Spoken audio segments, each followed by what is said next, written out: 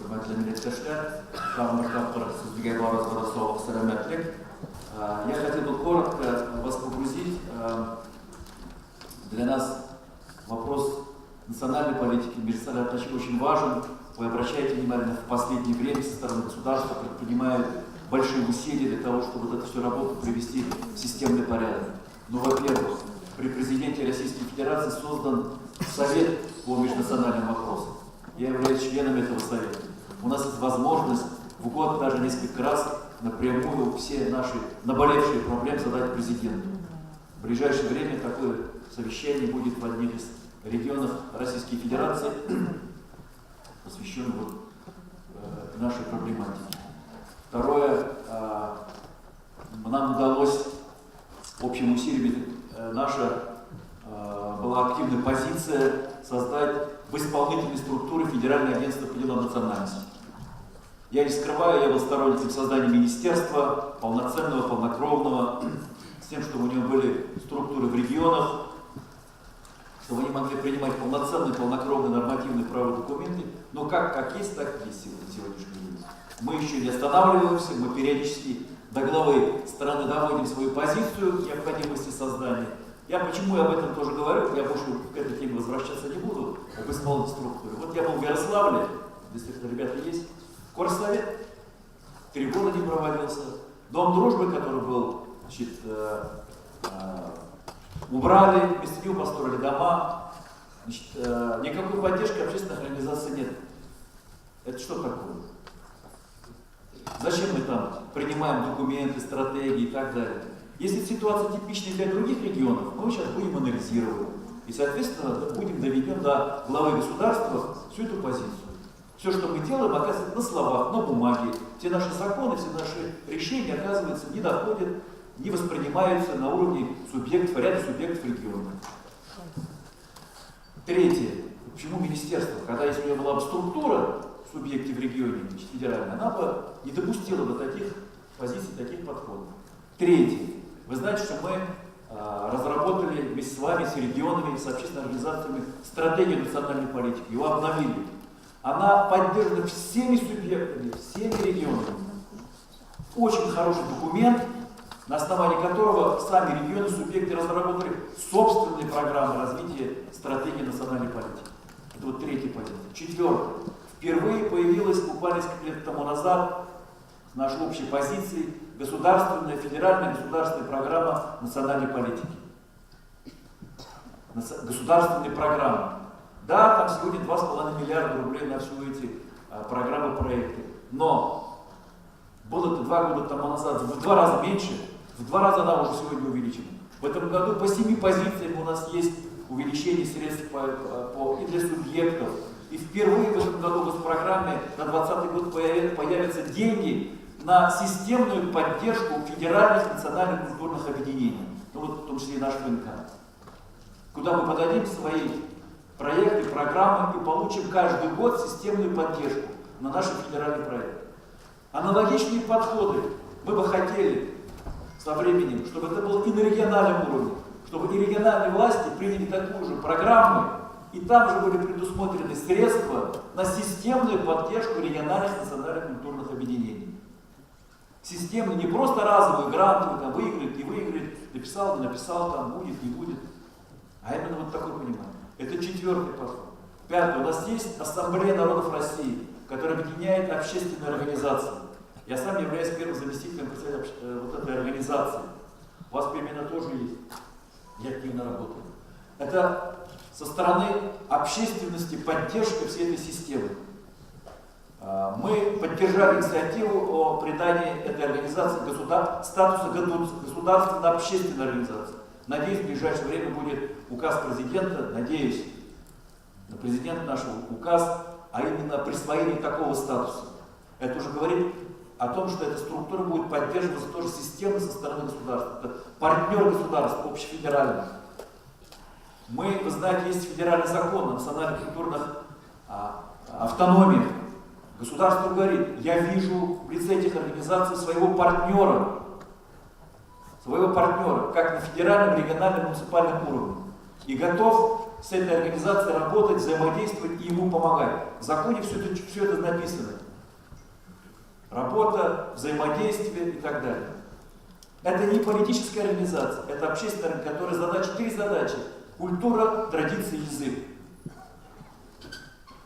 И подытожив все это, хочу сказать, да, еще направление это создание домов дружбы и ресурсных центров. Дома дружбы, зачем они нужны? Это поддержка, помощь нашим общественным организациям, формированием, в реализации их проблем. Государство не может сегодня в рамках своих сети структур, которые там в области культуры, в области образования и так далее, дать всем возможность реализовать свои духовно-культурные потребности. Но не получается, нет такой возможности. У нас 193 национальности, и мы разговариваем с вами на 277 языках. Поэтому это как раз дополнительный инструмент, дополнительная возможность со стороны государства, который говорит, да, через эти учреждения, через эти ресурсные центры мы даем возможность реализовать ваши духовно-культурные потребности.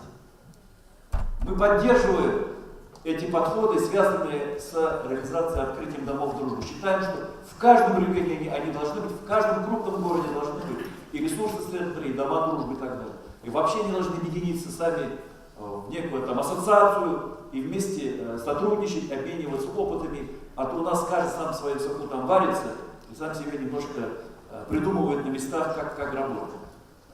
Это вот весь комплекс тех тем, тех вопросов, которые сегодня как бы так системно на федеральном уровне выработаны, и дальше мы будем это все развивать на региональном, муниципальном уровне. Что еще не хватает, мы об них знаем.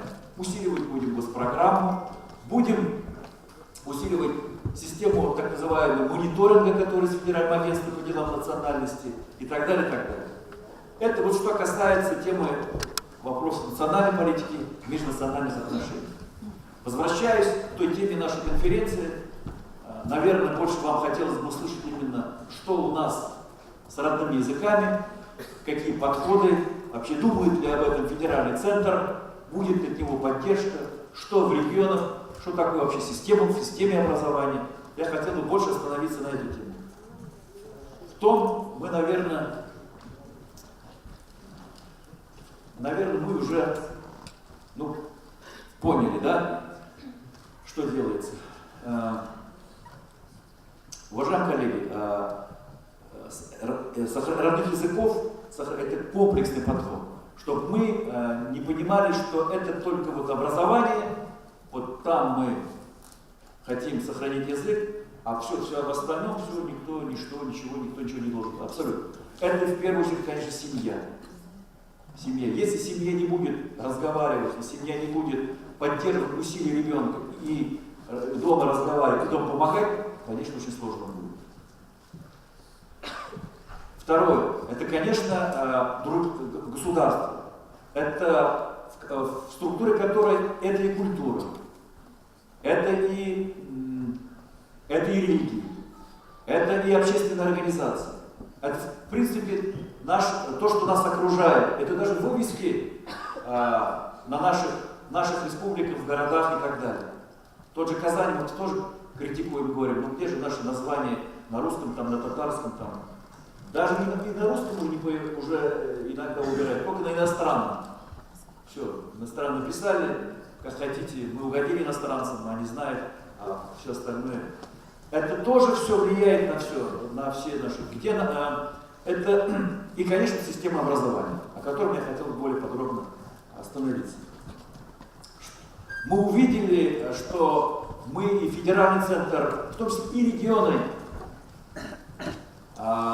изучению родных языков относились, в последнее время его не анализировали. Вот идет она, идет. Вот субъектным регионам отдано это право возможно. Ну там вот, кто какой субъект, как этот видит, так и погрузился в обучению родным языком. Где-то больше, где-то меньше, где-то с перекосом, где-то там вообще ничего нету. Конечно, система образования меняется. Сегодня родители активнее вмешиваются в систему образования. Если вы помните, в старшем поколении мы мы даже знать не знали, мы ребенка в школу отдали, все, мы были уверены, там его воспитают, там его обучат, все там, мы там даже не влезали, смотрели оценки, молодец там и так далее. А сегодня родители, вы видите, этому, конечно, способствовало в хорошем или в плохом смысле, и вот начали какие-то государственные экзамены, это вот, то есть надо получить любой ценой результат, все остальное ребенку, все, что мешает, все нужно вот, убрать. Мешают родные языки, не нужны они, не нужны они, значит, дальше, вот все, давайте уберем. И наше преподавание языков, в том числе родных языков, она не соответствовала уже сегодняшним требованиям. Ненужная погруженность в грамматику со 2 класса, который никогда не был, даже в советское время этого не было. Тем более родители сами уже тяжело, как бы, так получилось разговаривать, а тут еще ребенок со 2 класса. Все, они сидят дома, мучаются, никак не могут, значит, дальше двигаться. Это в том числе, когда мы разделили тех, для кого родным языком не является, например, русскоязычные в Татарстане, у них программа легкая, они тот материал усваивают, получают 4, 5, а наши дети, татарские дети, которым тяжелые, они получают 3, аттестат же надо получать. Родители возмущаются, ну как же так? Все, я не будет мой ребенок учить и так далее. И много такого, что мы должны были анализировать, учесть, мы его не учили. И получилось, что родители вот просто мы оттолкнули к языку, вот такое, значит, получилось у нас, скажем так, отторжение. Что нужно делать и что на федеральном и региональном уровне, мое понимание, что, в принципе, уже сегодня делается. Это первое. Нужно понимать, что усвоение языка даже в системе образования это до 5-6 лет. Если мы не будем заниматься ребенком до 5-6 лет, в плане желания его изучения родных языков, ничего с вами у нас потом уже не получится. Поэтому это семья, это детский садик. Значит, нам нужны соответствующие новые поколения стандартов, которые позволяли бы нам изучать родной язык в дошкольных учреждениях. Таких стандартов нет. Но они будут. Они будут. Стандартов. Значит, нам нужны такие программы, методики, которые ребенка завлекали бы в игровой форме, в легкой форме, чтобы ребенка затянули в языковое пространство, чтобы ему было интересно, а не как бы не напрягать, а не заставлять. Ни в коем случае. У нас есть эти методики? Да, они есть. Да, они интересны. Вот здесь сидят и к вам приехали, расскажут наши исследователи, педагоги, современные, которые могут такие программы, проекты разрабатывать. Значит, нужно повсеместно такие проекты, программы. Мультфильмы, сказки и так далее и тому подобное. То есть вот в игровой форме. Я пример приведу. Мы же запустили Шаян ТВ, кто знает, да? Я член попечительского совета. Мы дальше его будем совместно с нашими партнерами, коллегами совершенствовать, для того, чтобы она была для детишек интересна. Главный критерий смотрибельности этой программы – это дети. У них надо будет спрашивать, нравится вам, не нравится. У меня водитель, у него маленький ребенок, ему только давай Шаян ТВ, мультфильмы. Все, больше ему ничего не надо. Но если, говорит, у вас закончился, давайте, говорит, другие. А вот взрослые, которые привыкли уже к карусели, там еще какие-то, она ни в какую, вот ей вот это нравится. Вот видите, насколько можно вот ребенка через это вовлечь в интерес в язык. Все наши усилия должны быть направлены вот в этом направлении, именно с работы дошкольства. Значит, и родителям помогать, и самим таких методики разрабатывать и так далее. Все возможности есть, никакого запрета, никакого ничего для этого нет. Дальше. Для того, чтобы, понятно, новые методики, новые подходы, новые педагоги, нужно готовить сильных педагогов, нужно, чтобы мы со школьниками отбирали этих педагогов, чтобы люди знали, что они хотят стать педагогами. Я вот сам педагог по образованию, я уж со школьниками знал, что я буду педагогом. А не так, как, значит, мне нужно получить диплом. Все, диплом, нравится тебе специальность, не нравится тебе специальность, вот диплом, а дальше уже видно будет. Вот такие педагоги тоже у нас есть, к сожалению. Сегодня мы на федеральном уровне принимаем ряд шагов, мер для того, чтобы было понятно и субъектам, и регионам, что федеральный центр заинтересован в сохранении родных языков. И вот эти пробелы в нормативно-правовых вещах, мы сегодня их делаем. Первое. Министерством просвещения Российской Федерации принята концепция изучения родных языков. Наверное, может, вы еще и не видели концепции. На основании этой концепции появится новое поколение государственных образовательных стандартов. На основании этих образовательных стандартов появится новое поколение примерных учебных программ. На основании этих учебных программ появится новый учебник. Это вот то, что здесь. Третье. При Министерстве просвещения по нашей просьбе создан отдельный институт по сохранению и развитию родных языков, который будет анализировать всю вот эту проблематику и соответствующие принимать соответствующие рекомендации. Четвертое. Специально нами был инициирован фонд, федеральный фонд по изучению родных языков. Указан, он создан. Он только на стадии становления. Пока вот в сегодняшний период ему поставлена задача, кстати, 21 ноября мы с ним будем встречаться в комитете, будем обсуждать перспективу развития фонда и института развития вот этого. Как дальше будем взаимодействовать, что он будет делать. На данном этапе у него задача с учетом года языков коренных малочисленных народов оказать поддержку вот в этом году именно вот этим коренным малочисленным народам. Для них учебники, пособия и так далее. Фонд. Там будут и внебюджетные деньги для того, чтобы он организовал и конференции, и переподготовку и педагогов, готовил учебники, пособия, помогал регионам в этих вопросах. Вы знаете, что у нас даже система образования из 24 языков, которые идет обучение на 4 языках, всего у 9, по 9 языкам есть учебники и пособия по родным языкам. У остальных ничего нету. Как учить в школе? Конечно, эти учебники и пособия есть, либо они старые, советских времен, либо будут как бы подсобными, подручными средствами идет обучение. Это никуда не годится. Наша задача в ближайшее время решить всю эту проблематику, что, по крайней мере, в 4 по всем этим идет система обучения, должны быть учебники, пособия и так далее. И еще 81 язык изучается как предмет в системе образования. Это про фонд я сказал. Дальше. Я очень хотел бы сказать о том, что по сегодняшним требованиям, стандартам приняты примерные программы, которые сегодня действуют, и в средней школе, я говорю 4, 9, 10 класс, из 5 примерных учебных программ, рекомендованных в школе, а вы знаете, по закону сегодня образовательная организация сама выбирает учебные программы, по какой учебной программе из этих рекомендованных обучать.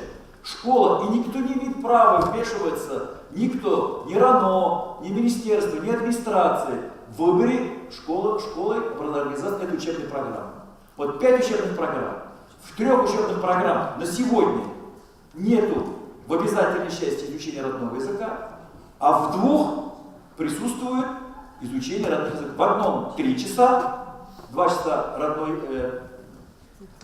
язык и литература, а в 5 целиком возможность обучения на родном языке. Все предметы, физику, математику и так далее. Вот школа должна выбрать.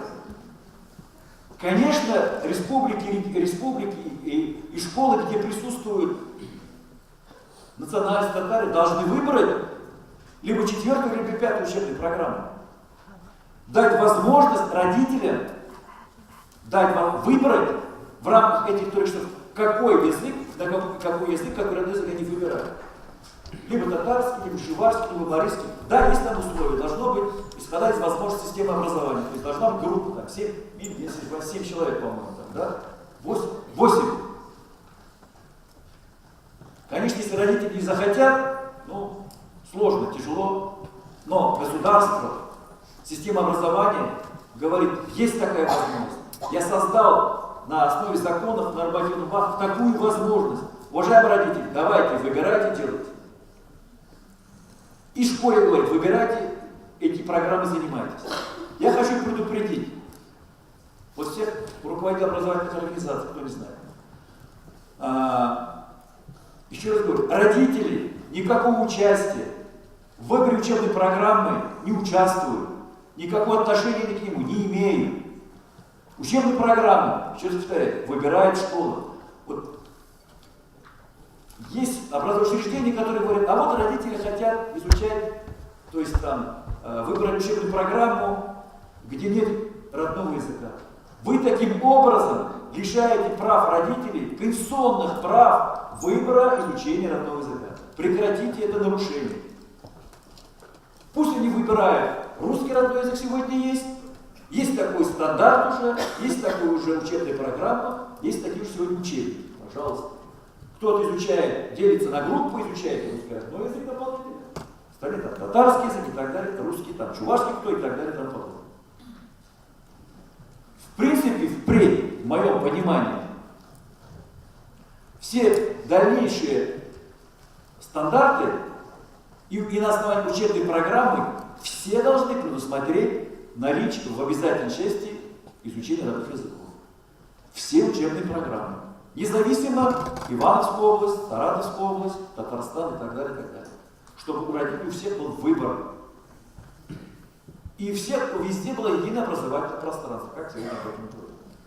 Посмотрим, как это будет реализовано. И,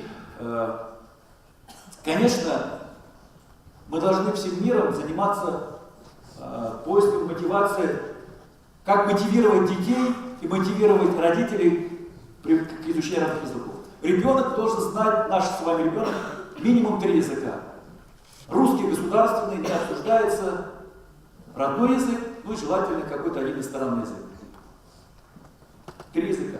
И это вполне возможно, и все реализуемо, и ребенок может это все усвоить. И в связи с этим еще одну вещь хотел бы сказать. У нас есть вопрос, которым мы будем сейчас заниматься в рамках и фонда, в рамках Института развития. Нам нужно разработать в том числе электронную систему образования, дистанционную систему образования. То есть независимо ребенок, где бы он ни находился, в какой бы регионе, чтобы у него была возможность, в том числе, если система образования не может ему такую возможность дать, педагога нет, класс-группа не собралась, но ребенок же не виноват, что он оказался в каком-то субъекте, регионе, и он хочет изучать татарский или там, чувашский или марийский. Мы могли бы, чтобы ему предоставить возможность через систему дистанционного образования, обучения, вот такую программу дать. Такие программы есть, вы знаете, Татарстан такую программу Анатолий разработал, она функционирует. Аналогичные программы по другим языкам тоже должны быть. Независимо, где ребенок. Ну и, наверное, сейчас последние 2 позиции. Я возвращаюсь к теме мотивации. Мы сейчас думаем над этим. Да, кстати, мы в ближайшее время с своими партнерами, коллегами Министерства просвещения и фонда разработаем дорожную карту федеральную по изучению и сохранению родных языков. Дорожную карту. Что мы должны дальше сделать на уровне федерального центра? Какие документы, какие базы, какие решения принять? Что надо нам дальше делать на региональном уровне, что должны делать образовательные учреждения? А в том числе, как мы будем работать с родителями, как мотивировать педагогов в том числе. Хорошо работающим педагогам дополнительное финансирование. Оно сегодня есть, кто в субъекте в каком-то есть, в каком-то нет, кто-то больше, кто-то меньше. Вот такой единой системы нет. Дальше, как детей мотивировать? Ищем разные варианты. В том числе я предлагал, пока это на стадии обсуждения, при поступлении в высшее учебное заведение засчитать, дать право высшим учебным заведениям, вот в рамках своих 20 баллов, чтобы они могли, те, кто знает дополнительный, родной язык, дать дополнительные баллы. ГТО же есть, не все же дети могут ГТО сдавать. И далеко не все дети ГТО сдают. У кого-то есть преимущество, у кого-то нет преимущества. Это же тоже некие преференции. Это то же самое. Мы это обсуждаем, есть кто противник, но тем не менее мы дальше будем погружаться. Ну и самый последний. Я бы очень хотел, чтобы мы понимали, что никто нам ни в Татарстан, ни в Пермь, ни в Чувашию, ни в Красноярск, из Москвы или откуда-то приедет и нашим детям научит нашему татарскому языку. И мы ждем все. Обижите нас, пожалуйста, дайте нам обязательно, чтобы мы изучали. Обяжите нас, мы будем учить язык. Не обяжете, значит, мы не будем учить. Вот такой подход вообще абсолютно не подходит. Вообще. И мы, это полномочия регионов, муниципалитетов, мы тоже должны думать, какие подходы к родителям, к детям, к директорам школ, к системе образования, какие возможности, какие методики. Вот то, что я сказал, все должно быть погружено, и мы должны этим делом системно заниматься, а не заниматься там политиканством, никто не кричать, что мы умираем там, и так далее, в семье и так далее, и так далее. Все вместе. Другого пути у нас нет. В том числе и запрещено обучать и 10-11 классов, в том числе в высших учебных заведениях, почему бы нет, нет запрета. Наши техникумы, у нас 60% детей сегодня идут после 9 класса в техникумы, ну 55, ладно, 55, 60. Там мы обучаем? Нет? Не обучаем. А почему? А почему? А кто мешает? Никто не мешает. Потому что программ нет, учебников нет, пособий нет, не занимаемся. А надо, а никто не мешает. Ну и самое главное, все. Ни в коем случае нельзя противопоставлять языки друг другу. Как только начинаем про языки, есть некоторые, которые говорят, а как же русский язык, что тут, значит, в законе четко написано, ни в ущерб, ни в коем случае не в ущерб изучению нашего главного языка межнационального общения, государственного языка, русского языка. Это даже не обсуждается. Это даже не обсуждается. Поэтому не надо вклинчивать эти процессы, не создавать между людьми на основе этого еще какие-то противоречия. Быть этого не может быть. И не должно быть. Изучение русского языка не обсуждает, он интегрирован в программу, все. Мы должны его знать и изучать. Но и родные языки – это часть нашей страны. Это наша традиция, это наша культура, это наша духовность. Не знать этого, пока у нас ни один язык не потерялся, из 277 языков диалектов, так и нам дальше нужно делать все для того, чтобы наше будущее поколение сохраняло, изучало и знало. Это можно сделать только комплексно, только вместе, сообща государство, общественность, семья, но все вместе. Вот с учетом всех тех особенностей, нюансов, изменения мира, изменения образования. Если это не сделаем, то мы будем заниматься критиканством друг друга, политиканством и будем жаловаться друг другу. Ничего у нас не получится. Биг Зурахмет, Ихтибарат,